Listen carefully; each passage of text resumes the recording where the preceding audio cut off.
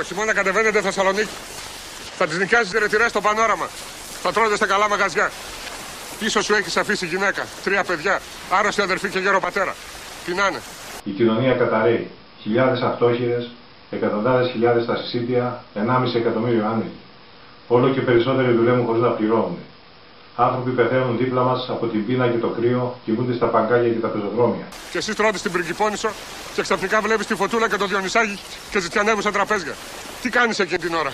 Σκουπιδοδίφυση, επετεία, εκπόρνευση, τα ναρκωτικά σε υπερπροσφορά καταστρέφουν την νεολαία, μηδενίζοντας την όποια διάθεση αντίστασης.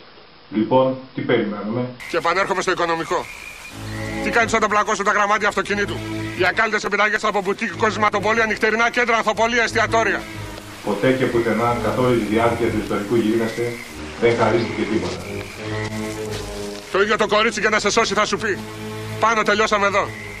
Και εσύ χτυπημένος, μόνος, ένα πρωί θα παρουσιαστείς στον εισαγγελέα. Η ποινή λόγω προτέρου εντύμου βίου θα είναι 15 χρόνια. Ένα πρωί θα ανοίξει η πόρτα και θα βγεις από τη φυλακή. Θα κοιτάξεις κάτω τη Θεσσαλονίκη. Τα παιδιά σου θα έχουν αποκατασταθεί. Η Μαρίκα θα συζεί με άλλον.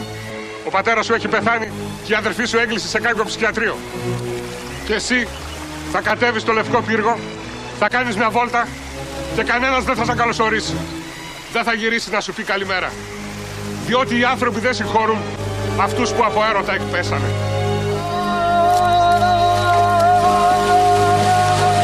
Δηλαδή, αντάμωση στα βουλάραδικα.